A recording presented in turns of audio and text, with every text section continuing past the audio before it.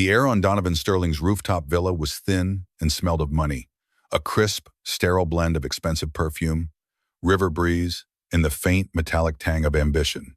I stood near a floor-to-ceiling window, a glass of overpriced scotch sweating in my hand, feeling less like a guest and more like a carefully chosen piece of set dressing. My name is Ethan Cole, and for the last 7 years, my primary role in settings like this was to be the handsome, agreeable husband of the brilliant Adriana Vance. Adriana was across the room, a radiant supernova in a dress the color of midnight. She was holding court with a circle of men in bespoke suits, her laughter a bright, clear bell that cut through the symphony of privilege. I watched the way her hands moved as she spoke, sharp and deliberate, carving her points into the air. 8 years ago, at a mutual friend's wedding, that same energy had captivated me. It was electric, the confidence of a woman who knew she was the smartest person in any room she entered. What I hadn't understood then, what I was only beginning to grasp now, was that people who command the spotlight rarely enjoy sharing it. "Don't forget Donovan's party tonight," her text had read earlier that day. "Wear the charcoal Brioni suit. This is important." Important. The word had become a constant refrain in our lives. Important meetings, important clients, important events. They were all milestones on the grand highway of her career at Sterling Capital, and I was the passenger, expected to look presentable and not distract the driver. I didn't mind, not really. I was proud of her. I, an insurance salesman from a quiet suburb, had married a shooting star. I spent my days talking about worst-case scenarios, life insurance, disability, catastrophic loss, while living a life I believed was insulated from all of it. A perfect life, carefully constructed, meticulously maintained. Tonight, however, the perfection felt thin, brittle. Donovan Sterling, a man who looked like he'd been chiseled from granite and polished with gold, had greeted us at the door. He'd clapped me on the shoulder, his eyes already on Adriana. "Adriana, my star? The Tokyo team is asking for you." He'd placed a hand on the small of her back with a casual familiarity that made my teeth ache. "You don't mind if I steal her, do you, Evan?" "It's Ethan," I'd said to the empty space where they had been standing. That had been an hour ago. An hour of me nodding at strangers, pretending to find the mixologist's ironic mustache charming, and scrolling through old photos on my phone. Photos of us. A trip to Tuscany 2 years ago. Adriana laughing with wine-stained lips. Our wedding day, her eyes bright with a promise I believed was eternal. Now, watching her across the room, she seemed like a stranger from a different life. She tilted her head back, laughing at something a tall blonde man said. He was new. I hadn't seen him before. His name, I'd overheard, was Tristan Hayes. He was leaning in closer than necessary, his hand brushing her arm. It was nothing. It was everything. A wave of exhaustion washed over me, so profound it felt like a physical weight. I had an early client meeting tomorrow, a real one, in my world of spreadsheets and actuarial tables. I had no more smiles left for these people. I decided to leave. Finding Adriana in the throng would be an ordeal, a performance of interruption and polite goodbyes. It was easier to just slip away. But as I navigated the clusters of chattering guests, heading toward a back corridor that I hoped led to the elevators, I saw a familiar flash of dark silk disappear down that very hallway. It was Adriana, followed closely by Tristan Hayes. Jennifer, a woman from Adriana's accounting department, noticed me looking. "Looking for Adriana?" she asked, her words slightly slurred by her third martini. "I think she and Tristan went to Donovan's office to grab some files for the Singapore pitch. Just down that hall." "Thanks," I mumbled, my feet moving before my mind had processed it. The hallway was a quiet artery branching off from the loud, beating heart of the party. The music faded, replaced by the low hum of the building's climate control. Framed black and white photographs of architectural marvels lined the walls, cold, perfect structures.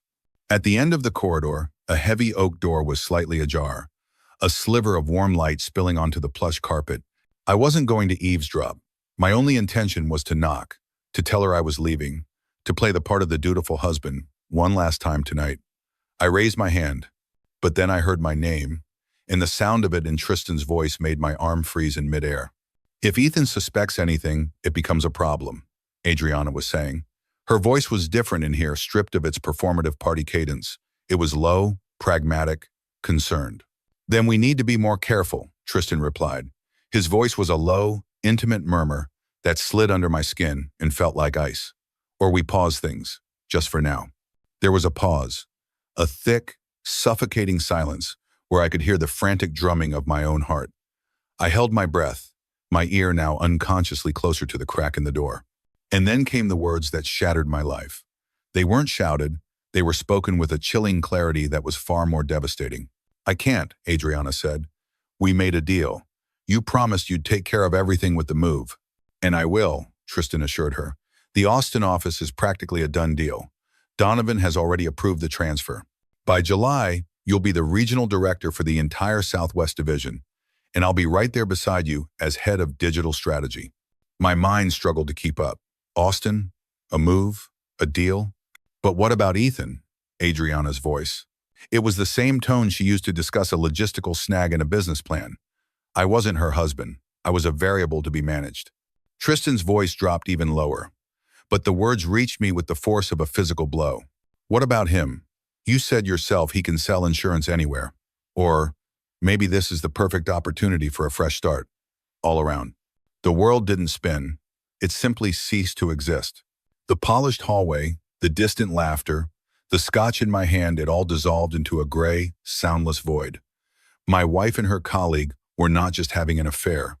They were building a new life, a new future, brick by meticulous brick, on the ruins of the one they were actively concealing from me. I heard movement from within the room, the soft rustle of fabric. I backed away from the door, a silent, clumsy retreat. My heart hammered against my ribs, a desperate prisoner trying to escape a collapsing cage. I somehow navigated back through the party, a ghost moving through a world that was no longer mine. The faces were blurs of laughter, the music a meaningless noise. My world, my carefully constructed, perfect world, had cracked open, and I had just fallen through. The Uber ride home was a silent film, played out against the glittering backdrop of a city that suddenly felt alien. The driver tried to make small talk about the weather, but my monosyllabic replies built a wall of silence between us that he eventually gave up trying to scale. I stared out the window, but I wasn't seeing the familiar streets of our suburb. I was seeing a highlight reel of my own blindness, a symphony of red flags I had mistaken for celebratory confetti. The house was dark when I arrived. I stood in the foyer, the silence pressing in on me. Every object seemed to mock me. The wedding photo on the mantel, Adriana and I, beaming, impossibly young, was a portrait of two strangers. The Moroccan throw pillows we'd bought on our 5th anniversary trip felt like props from a forgotten play. This wasn't a home. It was a museum of falsehoods, and I was its unwitting curator. I bypassed the kitchen and went straight to the liquor cabinet, pouring myself 3 fingers of bourbon. The fiery liquid did nothing to numb the brutal clarity that was now flooding my mind. Sitting in the dark, I became a detective in the cold case of my own marriage. The new perfume. It had started 3 months ago. A scent called Santal 33, musky, sophisticated, and ridiculously expensive. Her previous signature was something light and floral. I had even commented on it. "It's for a new client demographic," she'd said with a dismissive wave of her hand. "You have to project a certain image." I had accepted it. Of course I had. The gym. Adriana, who had always scoffed at what she called endorphin addicts, had suddenly become a fitness devotee. She'd be home from the office at 8:30 or 9 p.m., her hair damp, smelling of chlorine and achievement. "The new Sterling Capitol building has an incredible fitness center," she'd explained. "It's a great way to de-stress after a 16-hour day." The gym was a 15-minute drive from her office. The math never quite added up, but I had never dared to do the calculation. Stress. It was always stress. Her catch-all explanation for every inconsistency, every moment of distance. Her phone. It had become a fifth limb, an extension of her being. It lived its life face down on tables, a dark, silent monolith.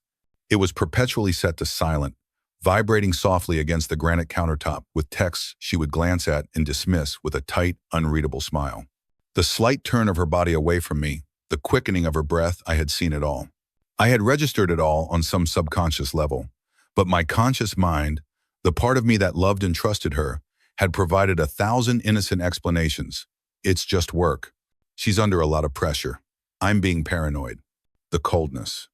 It hadn't been a sudden freeze, but a gradual cooling, like a long autumn bleeding into an unforgiving winter. Passion had withered into perfunctory routine. Intimacy had become an obligation, often fulfilled after she returned late from a client dinner, as if ticking a box on a marital to-do list before she could finally sleep. All these signs, these frantic, waving flags had been there. They had been screaming at me, but I was too comfortable, too complacent in the beautiful illusion we had built. I had attributed them to the natural erosion of a long-term relationship, to the demands of her high-pressure career, to anything but the obvious, devastating truth. I thought back to just yesterday afternoon, a memory that now felt laced with poison. It was Saturday. She had woken up unusually cheerful, suggesting a drive to a new winery she'd heard about. "It'll be good for us to get away, just the two of us," she had said, her smile perfectly crafted. Throughout the drive, as we sampled overpriced cabernets and posed for carefully staged photos for her Instagram, I was playing a part. I was the happy husband on a weekend adventure. But she was playing a grander role.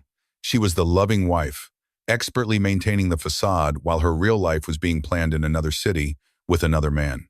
Every laugh, every touch, every shared glance across the tasting room was a lie, a masterful performance. And I had given her a standing ovation. I finished my drink and poured another. The bourbon wasn't working. I felt painfully, brutally sober. The front door clicked open at 1:37 a.m. "You're still up," Adriana said, slipping off her heels. Her voice was carefully neutral, but I could hear the slight champagne slur.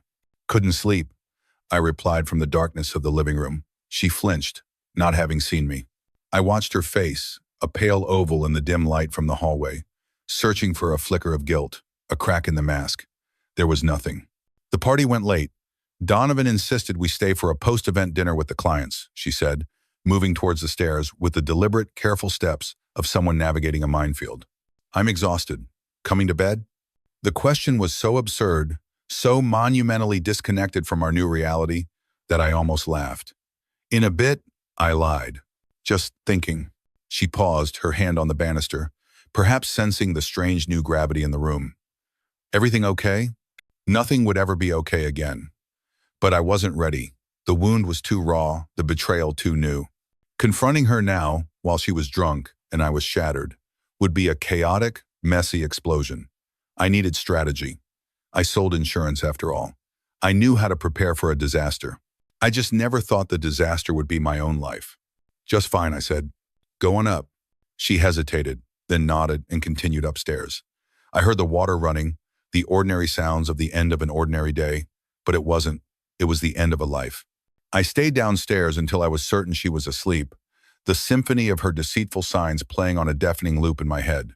Then I crept up to the guest room, unable to bear the thought of lying next to her, of breathing in the scent of her perfume and the lingering molecules of her lies.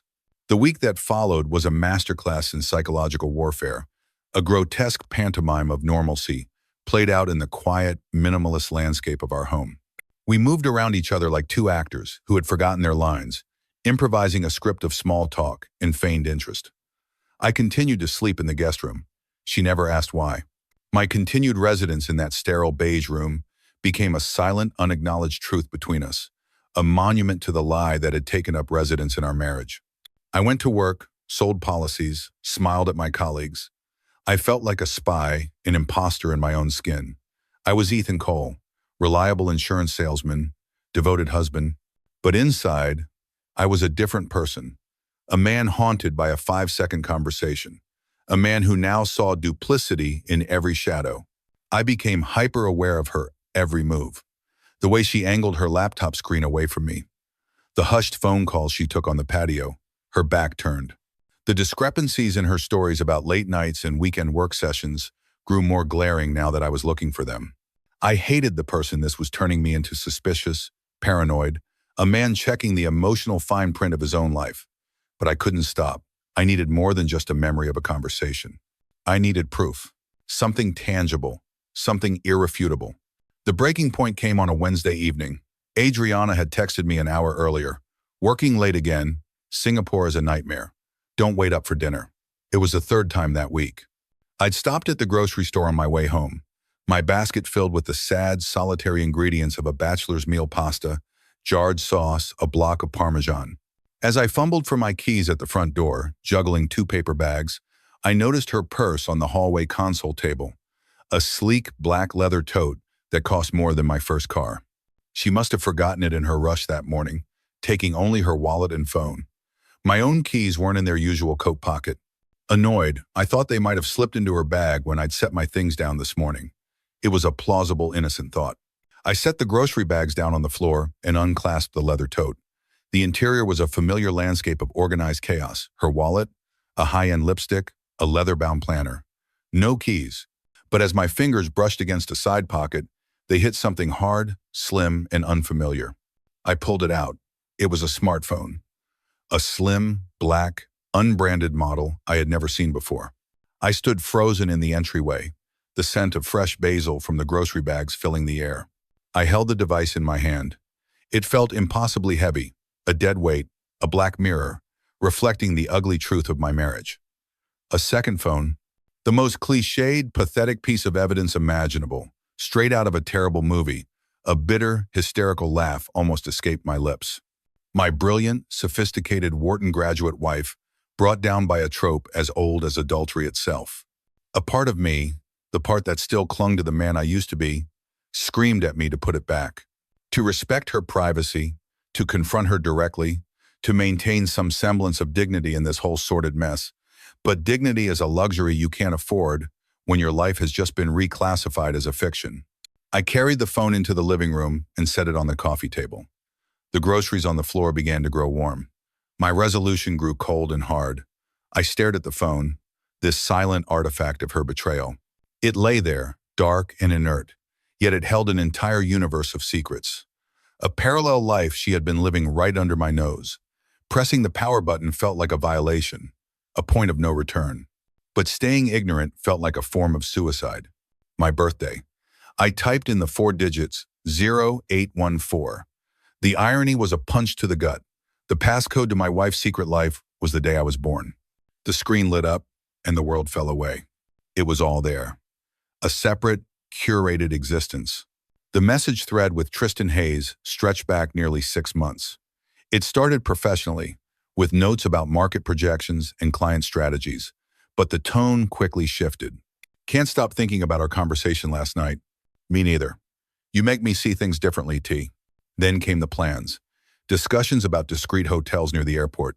Strategies for concealing their relationship until the Austin transfer was finalized. Excuses they had coordinated to give their respective partners. And then, the photos. My breath hitched.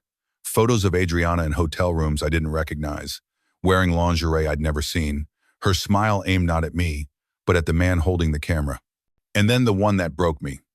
A photo of Tristan, shirtless and smiling, in our bed. Our bed. The timestamp was from a Saturday morning 3 months ago. I had been in Columbus for a 3-day insurance conference. I remembered calling her that morning, feeling guilty for being away. She had sounded tired, telling me she was just having a lazy day in bed. My vision blurred. A wave of nausea rolled through me.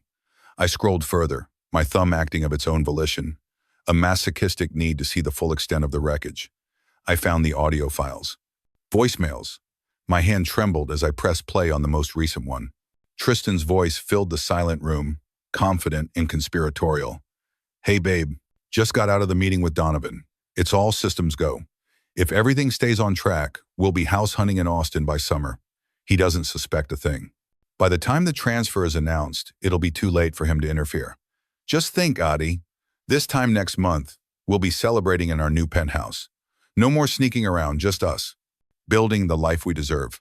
The phone slipped from my numb fingers and clattered onto the glass table. The life they deserve. Built on a foundation of my ignorance and her deceit. The person I had shared my home with, my bed with, my life with for 7 years was a stranger. Worse, she was a saboteur, methodically dismantling my life while I smiled and asked her how her day was. I was no longer just a passenger in her life. I was an obstacle. A problem to be managed, and then discarded. 2 hours later, her key turned in the lock. I didn't move from the couch. The second phone was sitting beside me, its dark screen, a silent accuser. Hey, you're home, she called out, the forced cheerfulness in her voice grating on my raw nerves. Sorry I'm so late. The Singapore team has just... She stopped abruptly as she entered the living room. Her eyes, which had been scanning the room with a casual air, landed on the phone sitting next to me on the couch. For a single, unguarded second, naked panic flashed across her face. It was the first genuine emotion I had seen from her in months, a fleeting glimpse of the woman behind the meticulously constructed facade. Then, just as quickly, the mask slipped back into place, though not as securely as before. "Where did you get that?" she asked, her voice a carefully controlled level tone. She set her briefcase down, her movements deliberate, buying time. "It was in your purse," I said, my own voice quiet, devoid of the rage that was churning in my gut. "I was looking for my keys." "You went through my purse?" A clever deflection. Immediately, she tried to shift the crime, making my invasion of her privacy the central issue, not the existence of the phone itself. The old Ethan would have fallen for it, would have become defensive, apologetic. I was not the old Ethan. "What is it, Adriana?" I asked, my gaze unwavering. She hesitated, and I could practically see the gears turning in her brilliant mind, calculating probabilities, running through scenarios, searching for the most plausible lie. "It's for work," she said finally.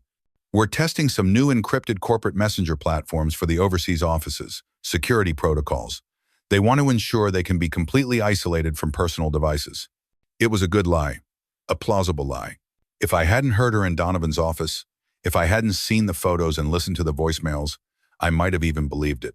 A separate phone? To test a messenger app?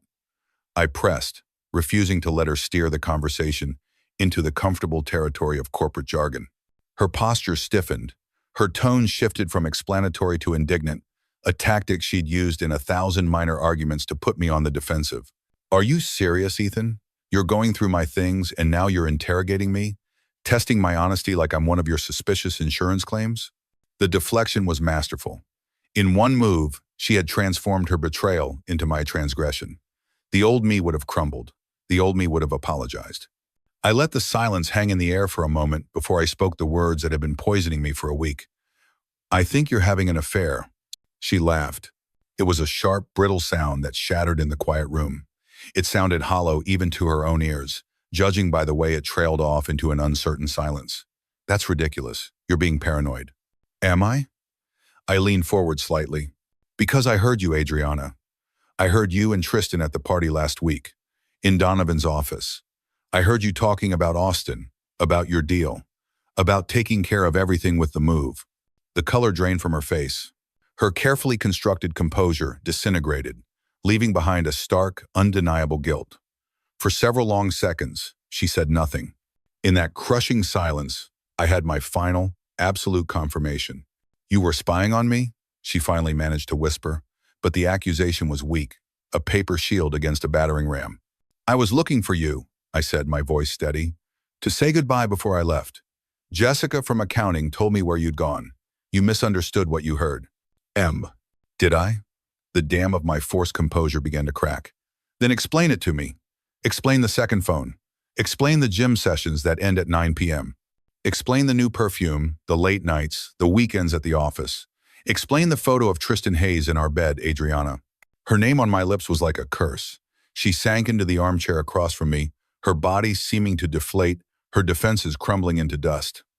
The fight was gone. All that was left was the ugly, exposed truth. "It's complicated, Ethan," she murmured, her eyes fixed on the floor. "I'm sure island affairs usually are." "It's not just an affair." She looked up then, and for the first time that night, I saw something that resembled genuine remorse in her eyes. "Tristan and I, it started as a professional collaboration. He has vision, connections. He sees my potential in ways that Donovan never has. The Austin opportunity, it's career-defining. And somewhere along the way, you started sleeping with him." It wasn't a question. She didn't deny it. Her silence was a confession. "I didn't mean for it to happen." "But it did. And now you're planning a new life in Austin together. The transfer isn't even final yet." "That's not a denial, Adriana." She stood up abruptly and began to pace, a caged animal looking for an escape that wasn't there. "What do you want me to say, Ethan? That I made a mistake? Fine. I made a mistake. But this opportunity—" "Stop." I held up a hand, the single word cutting through her frantic justification. "Just stop. This isn't about a career opportunity. If it were, you would have discussed it with me, your husband. This is about you and him planning a new life together, and trying to figure out the most convenient way to discard me in the process. That's not fair. I laughed, a harsh, ugly sound that I barely recognized as my own. Fair? You want to talk about fair? Is it fair that I've spent the last 7 years believing we were a team, building a life together, while you were apparently just waiting for a better offer to come along? It wasn't like that, she insisted, her voice weak. We were good together once. But people change, Ethan. We want different things now. We? I asked. Or you? She had no answer for that. The room was thick with unspoken words and shattered promises. I stood up, suddenly exhausted by the performance, by the confrontation, by the sheer weight of it all. I'm going to bed, I said, my voice flat. The guest room. I suggest you sleep on what you want to tell me about that phone, because we both know it's not for testing corporate messengers. With that, I turned and walked out of the room, leaving her alone with the wreckage of her lies and the silent, black artifact that had brought them all to light. Sleep was an impossibility. I lay awake in the sterile quiet of the guest room, replaying our entire relationship like a film I had fundamentally misunderstood the first time I'd seen it. The morning brought no clarity, only a bone-deep weariness and the cold certainty that my marriage was not a salvageable structure, but a condemned building waiting for demolition. Adriana was gone when I came downstairs. A hastily scribbled note on the kitchen counter emergency meeting. We'll be late, was the only sign she hadn't simply vanished in the night. The second phone remained on the coffee table where I'd left it, a dark tombstone marking the death of our life together. In the harsh light of morning, my grief began to harden into resolve. I had spent the last week as a victim, a man reeling from a blow he never saw coming. No more. I needed to move from a position of reaction to one of action. I needed to understand my options, not just emotionally, but legally. I needed to protect myself. I made an appointment that surprised even me, not with a marriage counselor, but with a lawyer. Martin Schaefer was an old client of mine who had become a friend over the years. I had sold him a substantial life insurance policy to protect his family. Now, I was coming to him to figure out how to dismantle mine. His specialty was family law, and his reputation for sharp, discreet counsel was the best in the state. His office was a sanctuary of dark wood, leather-bound books, and quiet competence. It felt a world away from the emotional chaos of my home. I laid everything out for him, the overheard conversation at the party, the discovery of the second phone, the messages, the photos, the meticulously planned move to Austin. I spoke calmly, presenting the facts as if I were reviewing an insurance claim, detailing the evidence of loss with professional detachment. When I finished, Martin leaned back in his leather chair, his expression a mixture of professional sympathy and grim familiarity. I'm sorry you're going through this, Ethan, he said, his voice kind. Unfortunately, it's a story I hear all too often, though rarely with quite so much premeditation. What are my options? I asked, the question feeling solid and real in a world that had become flimsy and surreal. Well, he said, steepling his fingers, that depends on what you want. Reconciliation is always a possibility, though given what you've described. He trailed off diplomatically. Not interested, I confirmed, the words leaving no room for doubt. He nodded, unsurprised. Then we prepare for divorce. This state operates under equitable distribution, not community property. That means the court will divide marital assets fairly, which doesn't necessarily mean an equal 50-over-50 split. Given the circumstances, the infidelity, the clear evidence that she was planning to leave the marriage, we can make a very strong case for a division that favors you. I don't care about the money, I said, the words coming out automatically. Everyone says that at first, Martin replied gently, but you should care. You've invested 7 years of your life, your support, and your faith in this marriage. Don't let anger or pride cause you to make poor financial decisions down the line. Your future security matters. We spent the next hour mapping out a strategy. He advised me on what to document, what to copy from the second phone before it disappeared, and crucially, what to avoid saying or doing. He talked about protecting my financial assets, separating accounts, and understanding the value of our shared property. He was giving me a blueprint, a set of rules for a game I never wanted to play. When I left his office 2 hours later, the afternoon sun felt warmer, the sky a little brighter. The crushing weight on my chest hadn't vanished, but it had shifted. It was no longer the paralyzing weight of helplessness. It was the manageable weight of a plan. For the first time since I'd stood in that dimly lit hallway, I felt a flicker of control over my own destiny. I was no longer just a piece on Adriana's chessboard, waiting to be sacrificed. I was about to set up my own board, with my own set of rules. That evening, I returned home with a purpose. Adriana was already there, standing in the kitchen, stirring a pot on the stove. The scene was so jarringly domestic, so profoundly normal, that it felt like a hallucination. "I'm making that chickpea curry you like," she said as I entered, her voice overly bright, her movements jittery. "The one from the cookbook your mother gave us last Christmas." "Oh." I watched her for a moment. This woman I had once known better than myself. Had she always been this gifted an actress? Or was I witnessing a desperate, last-ditch performance born of imminent exposure? I didn't answer. Instead, I walked to the kitchen island and, without a word, placed a thick manila envelope on the granite countertop between us. She stared at it, her hand frozen in mid-stir, the spatula dripping yellow curry onto the sleek black stovetop. "What's that?" she asked, though her eyes told me she already knew. "A plan," I said quietly, "for my future." The manila envelope sat on the counter, a stark beige rectangle in our designer kitchen. It was an alien object, a declaration of war placed in the heart of what was once a sanctuary of peace. Adriana's eyes were fixed on it. "A plan for your future?" she repeated, her voice barely a whisper. "Divorce papers," I said, my voice steady and quiet. "Drafts for now, along with printouts of select conversations between you and Tristan, and hotel receipts I was able to cross-reference from your credit card statements, and a few of the more illustrative photos. I've been quite thorough." The spatula clattered from her hand, landing on the glass stovetop with a sharp crack. The sound seemed to echo in the sudden, crushing silence. "You went through my phone," she breathed. It wasn't a question, it was an accusation, the last gasp of her failed defense. "Yes," I replied, meeting her gaze. "Just as you went through our marriage vows." Her face, which had been a mask of strained normalcy, finally crumpled. For a brief instant, I saw the woman I had married vulnerable, frightened. Then, just as quickly, the walls went back up, her expression hardening into something cold and defensive. "You had no right." "Probably not," I agreed, feeling a strange sense of detachment. But I needed to know what I was dealing with, the extent of it, how long it had been going on, whether there was anything left that was worth saving.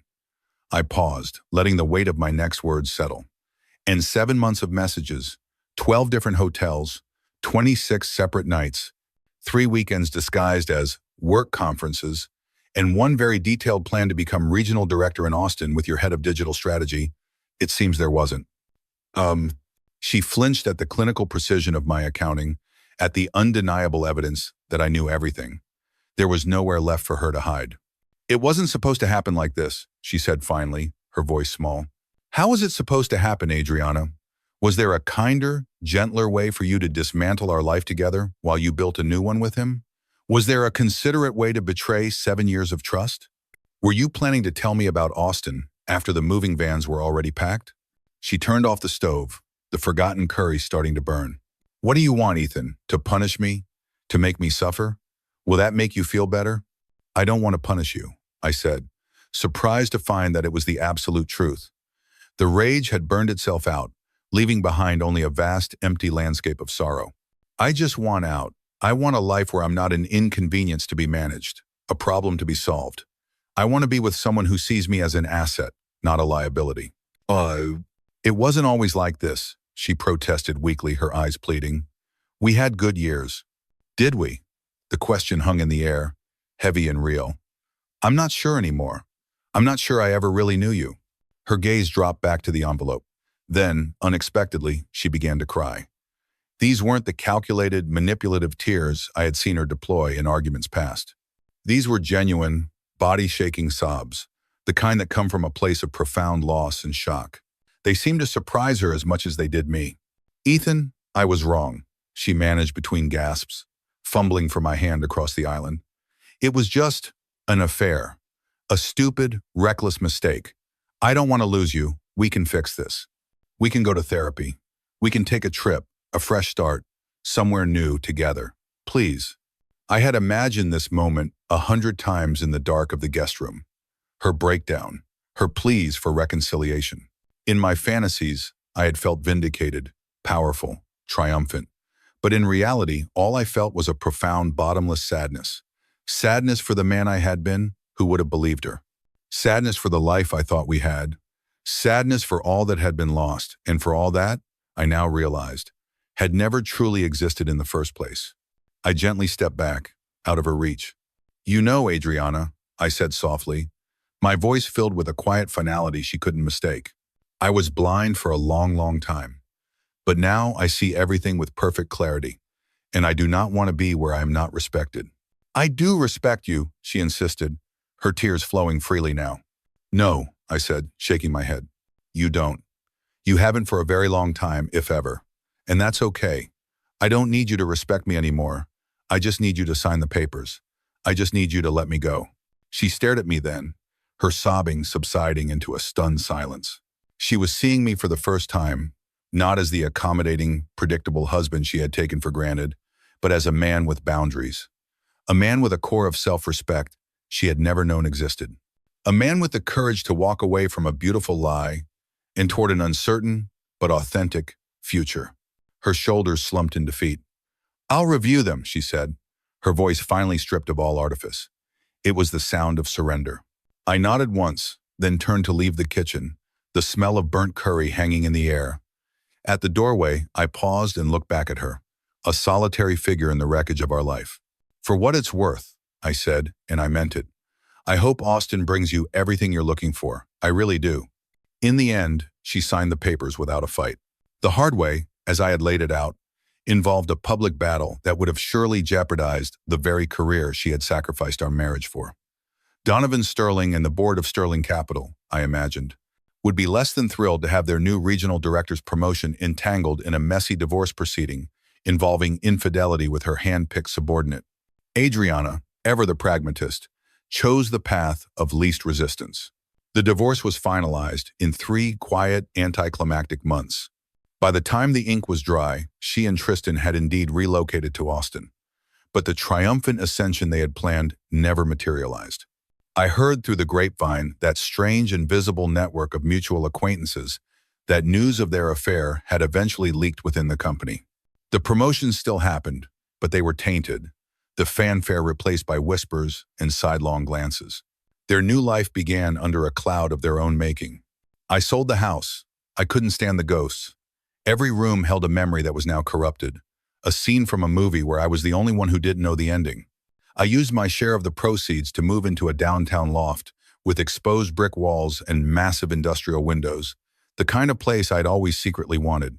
But Adriana had dismissed as too urban, too noisy. It was mine. The noise was the sound of the city's heartbeat, and it felt like life. I changed jobs too. I left the large impersonal firm I'd been with for a decade and joined a boutique agency specializing in insurance for tech startups. It was a world of risk-takers and innovators, and my conservative, steady approach to preparing for the worst proved to be an unexpectedly valuable counterbalance. I felt respected. I felt seen. Sometimes, in the quiet moments, usually late at night when the city's heartbeat slowed to a murmur, I would wonder, could I have seen the signs earlier? If I had paid more attention, been less complacent, could I have prevented the pain, salvaged something worth keeping? But those moments of self-recrimination grew less frequent with time.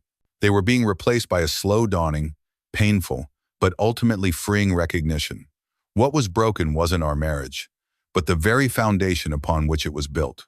It was built on an illusion, her illusion of having a stable home life to anchor her ambition, and my illusion of being an equal partner in a life where I was merely a supporting character. This story, I've come to realize, isn't really about betrayal, though that is its most obvious violent feature. It's about clarity. The painful, necessary clarity that comes only when you are forced to see things as they truly are, not as you wish them to be. It's about how a person can lose himself, piece by piece, trying desperately to hold on to someone else's lies. And ultimately, it's about the quiet, terrifying courage it takes to let go, to release what you were clinging to so tightly, only to discover it never truly belonged to you in the first place. I heard, about a year after the divorce, that Adriana and Tristan had imploded spectacularly. Their relationship, forged in deceit and ambition, couldn't survive the harsh light of reality. Their professional reputations, tarnished by their choices, had followed them. Last I heard, she was in Chicago, attempting to rebuild her career from a lower rung on the ladder. I felt no satisfaction in this news, only a distant, melancholy sense of cosmic balance. As for me, I'm dating again. cautiously. I am learning to trust another person. Yes, but more importantly, I am learning to trust myself, my instincts, my perceptions, my worth. I am learning that my quiet stability is not a weakness, but a strength. I am learning that my capacity for love and trust was not foolish. It was simply misplaced. The other night, a woman I've been seeing asked me about my past. I told her I was married once. "What happened?" she asked gently. I looked out the window of my loft at the endless constellation of city lights, each one a window into another life, another story. I learned that sometimes you have to let go of the life you plan to find the life that's waiting for you, I said. Sometimes, the most devastating losses are the ones that clear the way for the most authentic gains. And sometimes, what sounds like the end of your story is actually just the beginning. It's the sound of a page turning, revealing a clean, white, empty space, waiting for you to write what comes next. And for the first time in a very long time, I was excited to pick up the pen.